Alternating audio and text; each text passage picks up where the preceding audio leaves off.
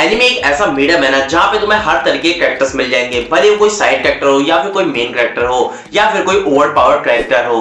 तो इस लिस्ट को चालू करते हैं नंबर 13 के साथ, जहाँ पे नंबर 13 में हमारे पास Light Yagami. And I know वो इतना ज्यादा स्ट्रॉन्ग नहीं है फिजिकली, बट मेंटली उसका गेम काफी ज्यादा स्ट्रॉन्ग है और उसके पास एक ऐसा वेपन है जिसकी मदद से वो किसी को भी मार सकता है सिर्फ उसका नाम जान के। और एनिमे के अंदर कुछ ऐसे भी कैरेक्टर्स है जो चिल्ला चिल्लाकर अपने नाम को बताते हैं। Next on the list the GOAT Eren Yeager. और ये कहना गलत नहीं होगा पर पूरी एओटी सीरीज का हीरो और विलन एरन ही था।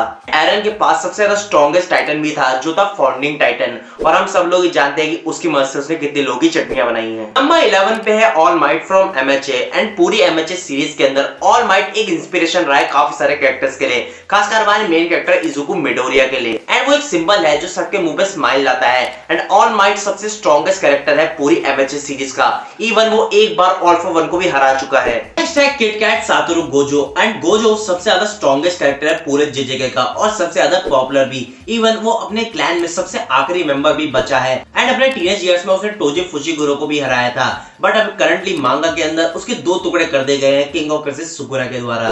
नेक्स्ट है आकागामी नो शैंक्स। एंड शैंक्स एक काफी ज्यादा मिस्टीरियस कैरेक्टर है। काश ओडा ने हमें उसके बारे में कुछ बताया होता, बट हम उसके बारे में बहुत कम ही जानते हैं। शैंक्स को लेके हम एक बात जानते हैं कि वो one of the strongest character है पूरे वन पीस का, और उसकी हाकी का मुकाबला बहुत कम लोग ही कर सकते हैं। एंड नेक्स्ट है हमारे पास कोरो सेंसे। एंड मैं जानता हूँ इसके कैरेक्टर डिजाइन को देख के तुम्हें लग रहा होगा कि ये क्या है। मानो ये one of the strongest anime characters में से एक है। एंड असैसिनेशन क्लासरूम के अंदर वो एक एलियन दिखाया गया है जो बाहर देश से चांद को आधा फाड़ते हुए पृथ्वी पे आता है बच्चों को पढ़ाने के लिए। अगर तुमने ये एनीमे नहीं देखा है तो इसको जरूर देख लो, तुम्हें बहुत कुछ सीखने को मिलेगा। एंड मेरी नजरों में ये एक मास्टरपीस है। 7 पे रिमोरू टेम्पेस्ट फ्रॉम, नीचे नाम लिखा होगा बट मुझे यकीन नहीं हो रहा, एक स्लाइम का बॉल आज एक डीमन लॉर्ड बन चुका है। ये किसी का एनीमे है एंड आई डोंट नो कि इंडिया में इसे कितने लोगों ने देखा है, बट अगर तुम देखना चाहो तो इसे देख सकते हो। But Rimuru one of the strongest character में से एक है क्योंकि वो दूसरों की एबिलिटीज को कॉपी कर सकता है। ये काफी ज्यादा एंजॉयबल एनीमे है। नेक्स्ट की बात करते हैं। नंबर 6 पे है नारुतो उजुमाकी। और इसके बारे में तो मुझे कुछ बताने की जरूरत भी नहीं है क्योंकि नारुतो सबसे ज्यादा पॉपुलर एनीमे कैरेक्टर्स में से एक है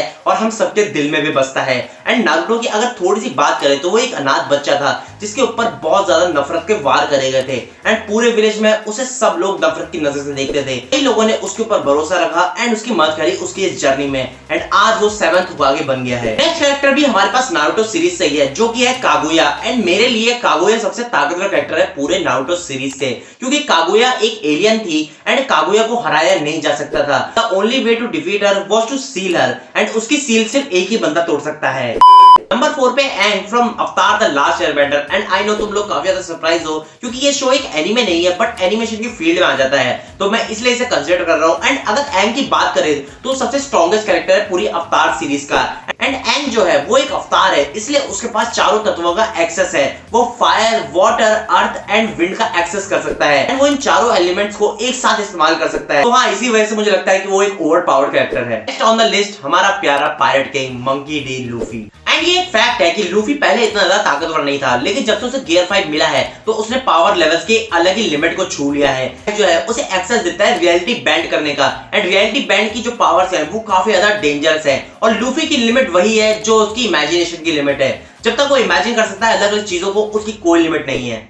नंबर 2 पे हो गया है टाई, जिसके अंदर है गोकू एंड साइतामा। और इनको लेके बहुत बड़ी डिबेट भी चलती है कि इन दोनों में से कौन ज्यादा ताकतवर है। वेल मैं तो डिसाइड नहीं कर सकता, तुम लोग कमेंट्स में भिड़ लेना इस बात को लेकर। इंडिविजुअली बात करें तो ये दोनों कैरेक्टर्स अपने वर्ष के सबसे ताकतवर कैरेक्टर में से एक है। एंड साइतामा तो कई सारे कैरेक्टर्स को एक पन से ही हरा सकता है, बट गोकू भी चाहे तो उन्हें हरा सकता है। बट अगर ये कभी लड़ते हैं तो मुझे नहीं पता इसका क्या रिजल्ट निकलेगा। नंबर 1 पे है Zenosama from Dragon Ball Super. And I know काफी सारे लोगों के लिए सरप्राइजिंग होगा कि ये पित्ती सबसे ज्यादा strongest and over powered character कैसे है। फैक्ट को मानना ही पड़ेगा कि जेनोसामा बहुत ज्यादा ताकतवर है क्योंकि वो एक ही क्लिक से पूरे यूनिवर्स को तबाह कर सकता है।